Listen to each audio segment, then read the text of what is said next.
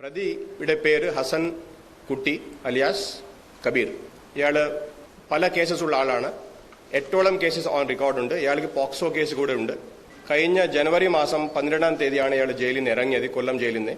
ഇയാൾ 2022 തന്നെ ഇങ്ങനെ ഒരു പെൺകുട്ടിക്ക് മുട്ടായി കൊടുക്കാം എന്ന് പറഞ്ഞ് വിളിച്ച് ഉപദ്രവിച്ച ഒരു സംഭവം ഉണ്ടായിരുന്നു. ആ കേസിലെ ഇയാൾ ജയിലിലുണ്ടായിരുന്നു. കമലേഷ് തെക്കേക്കാട് വിവരങ്ങളുമായി ചേരുകയാണ്. കമലേഷ്, പ്രതി പിടികൂടിയിരിക്കുന്നു. പോലീസിന്റെ ശ്രമകരമായ ഒരു ദൗത്യമാണ്.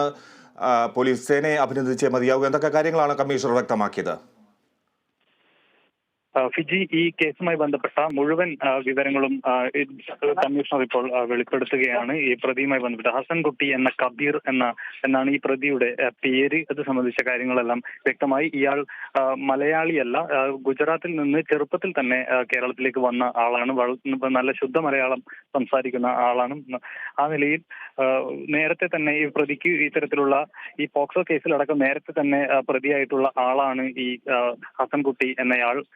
അതോടൊപ്പം തന്നെ മറ്റ് വിവിധ കേസുകളും ഇയാൾക്കെതിരെയുണ്ട്. 8ഓളം കേസുകൾ നിലവിലുണ്ട് എന്നതാണ്. ഓട്ടോറിക്ഷ മോഷണം അടക്കമുള്ള കേസുകൾ ഇയാൾക്കെതിരെയുണ്ട്. ഈ പ്രതി കൊല്ലത്ത് നിന്നാണ് തിരുവനന്തപുരത്തേക്ക് എത്തുന്നത്. ഇതിനിടെ ഇവിടെ റെയിൽവേ സ്റ്റേഷനിൽ ഇറങ്ങി റെയിൽപാളത്തിലൂടെ നടന്നു വന്നാണ് ഈ സംഭവം നടക്കുന്ന പേട്ട എന്ന സ്ഥലത്തേക്ക് ഈ പ്രതി എത്തുന്നത്. അതോടൊപ്പം തന്നെ ഈ പെൺകുട്ടിയെ കാണുകയും പെൺകുട്ടിയെ തട്ടിക്കൊണ്ടു പോകണം, ഉപദ്രവിക്കണം എന്നൊരു ചിന്ത ഇയാളുടെ മനസ്സിലേക്ക് വരികയും ചെയ്തു. ഇതിന് ശേഷം ഈ കുട്ടി ഉറങ്ങുന്നത് വരെ ഇയാൾ കാത്തിരുന്നു എന്നാണ് പറയുന്നത്. മാതാപിതാക്കൾ എല്ലാവരും ഉറങ്ങുന്നത് വരെ കാത്തിരുന്നു. ഇവിടെ വന്നിറങ്ങിയതിനു ശേഷം ഇവിടെ നിന്ന് ഒരു ഇളനീരടക്കം കഴിച്ചതിന് ശേഷം അരമണിക്കൂറോളം ഇവിടെ കാത്തുനിന്നു. അതിനുശേഷം രാത്രിയിലാണ് ഈ കുട്ടിയെ തട്ടിക്കൊണ്ടു പോകുന്നത് എന്നതാണ്. തട്ടിക്കൊണ്ടു പോകുമ്പോൾ കുട്ടി ഉറങ്ങുകയായിരുന്നു. പിന്നീട് ഉറക്കമുണർന്നപ്പോഴായിരിക്കണം കുട്ടി വല്ലാതെ ബഹളം വെക്കുന്ന ഒരു സാഹചര്യമുണ്ടായി. ആ സാഹചര്യത്തിൽ ഇയാൾ കുട്ടിയുടെ വാ പൊത്തിപ്പിടിക്കുകയായിരുന്നു. ഈ വാ പൊത്തിപ്പിടിച്ചപ്പോൾ കുട്ടിക്ക് അനക്കമില്ലാതാവുന്ന ഒരു സാഹചര്യമുണ്ടായി. അപ്പോൾ ഇയാൾ ഭയന്നു. കുട്ടി മരിച്ചുപോയോ എന്നൊരു ഭയം ഇയാളിൽ വന്നു. ആ സാഹചര്യത്തിലാണ് ഇയാൾ കുട്ടിയെ ഉപേക്ഷിക്കാൻ തീരുമാനിച്ചത് എന്നതാണ്. വീണ്ടും തിരിച്ച് അവിടെ എത്തി ഈ ഓടയിൽ കുട്ടിയെ ഉപേക്ഷിച്ച് ഇയാൾ മടങ്ങി പോവുകയായിരുന്നു. പോകുന്ന വഴിക്ക് പലരോടായി ലിഫ്റ്റ് ചോദിച്ചും അങ്ങനെയൊക്കെയാണ് ഇയാൾ അവിടെ നിന്നും പോകുന്നത് എന്നാണ് ഇപ്പോൾ കമ്മീഷണർ വ്യക്തമാക്കിയിട്ടുള്ളത്. ഏതായാലും 100ഓളം CCTV ദൃശ്യങ്ങൾ പോലീസ് പരിശോധിച്ചു ഈ കേസുമായി ബന്ധപ്പെട്ട്. ഇതിൽ നിന്നാണ് പ്രതിയെക്കുറിച്ചുള്ള സൂചനകൾ ലഭിച്ചിട്ടുള്ളത്. ഇയാളുടെ മൊബൈൽ ഫോൺ ഇതിന്റെ ലൊക്കേഷൻ അടക്കം ട്രേസ് ചെയ്തുകൊണ്ടുള്ള ഒരു അന്വേഷണവും നടത്തി. ഇയാൾ മൊബൈൽ ഫോൺ ഉപയോഗിക്കുന്നുണ്ട്. വളരെ ചെറിയ ഒരു മൊബൈൽ ഫോണാണ് ഉപയോഗിക്കുന്നത്.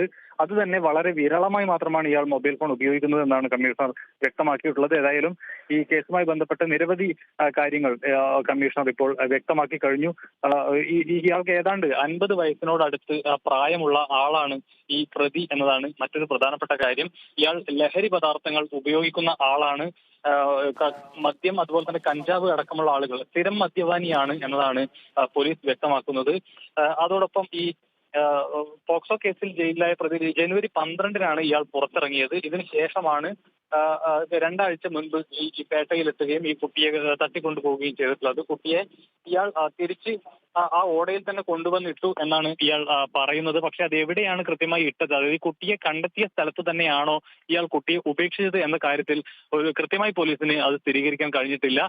ഈ കാര്യത്തിൽ പ്രതിയെ അവിടെ എത്തിച്ചുകൊണ്ട്, അതായത് ഈ സംഭവ സ്ഥലത്ത് പ്രതിയെ എത്തിച്ചുകൊണ്ടുള്ള തെളിവെടുപ്പിൽ മാത്രമേ എവിടെയാണ് കൃത്യമായി ഇയാൾ കുട്ടിയെ ഉപേക്ഷിച്ചത് എന്ന കാര്യത്തിൽ ഒരു സ്ഥിരീകരണം ഉണ്ടാവുകയുള്ളൂ എന്ന് തന്നെയാണ് പറഞ്ഞിട്ടുള്ളത്. അതോടൊപ്പം മറ്റൊരു പ്രധാനപ്പെട്ട കാര്യം എന്ന് പറയുന്നത്, നേരത്തെയും ഇയാൾക്കെതിരെ ഇത്തരത്തിലുള്ള പോക്സോ കേസുകൾ ഉണ്ടായിട്ടുണ്ട്. കൊല്ലത്തും ഇതുപോലെ ഒരു നാടോടി കുടുംബത്തിലെ ഒരു കുട്ടിയെ തട്ടിക്കൊണ്ടു പോകുന്ന ഒരു സാഹചര്യം ഉണ്ടായിട്ടുണ്ട്. പക്ഷേ ഈ വിഷയവുമായി ബന്ധപ്പെട്ട് കേസുകളൊന്നും ഉണ്ടായിട്ടില്ല എന്നാണ് ഇപ്പോൾ മനസ്സിലാക്കാൻ കഴിയുന്നത്. ഏതായാലും സമാനമായ കേസുകൾ മറ്റേതെങ്കിലും പ്രതി അത്തരത്തിലുള്ള കേസുകളിൽ ഉൾപ്പെട്ടിട്ടുണ്ടോ എന്നതടക്കമുള്ള കാര്യങ്ങൾ കൂടുതൽ പരിശോധന പോലീസ് ഇപ്പോൾ നടത്തുന്നുണ്ട് എന്നതാണ് മറ്റൊരു പ്രധാനപ്പെട്ട വിഷയം. ഈ തട്ടിക്കൊണ്ടു പോയതുമായി ബന്ധപ്പെട്ട് പല കഥകളും ഇയാൾ പറയുന്നുണ്ട്. പക്ഷേ ഈ സംഭവ സ്ഥലത്ത് എത്തിച്ച് കൂടുതൽ തെളിവെടുപ്പ് നടത്തിയാൽ മാത്രമേ ഇക്കാര്യത്തിലൊരു സ്ഥിരീകരണം ഉണ്ടാവുകയുള്ളൂ എന്നുള്ളതാണ്. അതുപോലെ തന്നെ ഈ CCTV ദൃശ്യങ്ങളെല്ലാം പ്രതി പറഞ്ഞ കാര്യങ്ങളുമായി പൊരുത്തപ്പെടുന്നതാണ്. പ്രതി പോയ വഴിയിലുള്ള CCTV ദൃശ്യങ്ങളെല്ലാം പോലീസ് ശേഖരിച്ചിട്ടുണ്ട്. അതെല്ലാം പ്രതിയുടെ മൊഴിയുമായി തട്ടിച്ചു നോക്കുമ്പോൾ അത് സ്ഥിരീകരിക്കാൻ കഴിയുന്നു എന്നതാണ് പോലീസ് പറയുന്നത്. ഏതായാലും ഇയാളുടെ അറസ്റ്റ് രേഖപ്പെടുത്തിയിട്ടുണ്ട്. നാളെ തന്നെ ഇയാളെ കോടതിയിൽ ഹാജരാക്കിയ ശേഷം കസ്റ്റഡിയിൽ വാങ്ങാനാണ് പോലീസ് ഉദ്ദേശിക്കുന്നത്. ഇതിനുശേഷം പ്രതിയെ സംഭവ സ്ഥലത്ത് എത്തിച്ച് തെളിവെടുക്കും എന്ന നിലയിലാണ് ഇപ്പോൾ ഉദ്യോഗസ്ഥർ വ്യക്തമാക്കുന്നത്. ഈ തെളിവെടുപ്പിലായിരിക്കും കൂടുതൽ കാര്യങ്ങൾ വ്യക്തമാവുക. കൂടുതൽ സംശയങ്ങൾക്ക് ദൂരീകരണം ഈ പ്രതിയെ സംഭവ സ്ഥലത്ത് എത്തിച്ച് തെളിവെടുക്കുന്നതോടുകൂടി ഉണ്ടാകും എന്ന ഒരു പ്രതീക്ഷയിലാണ് പോലീസ് ഉള്ളത്. ശരി കമലേഷ്, എന്തായാലും പേട്ടയിൽ കുട്ടിയെ തട്ടിക്കൊണ്ടുപോയ കേസിന്റെ കൂടുതൽ വ്യക്തത വന്നിരിക്കുകയാണ്. ഇനിയും തുടർ നടപടികളാണ് പോലീസ് ആലോചിക്കുന്നത്. പ്രതിയെ സംഭവ സ്ഥലത്തെത്തിച്ച് തെളിവെടുപ്പും മറ്റ് നടപടികളുമായി മുന്നോട്ട് പോവുകയാണ് പോലീസ്.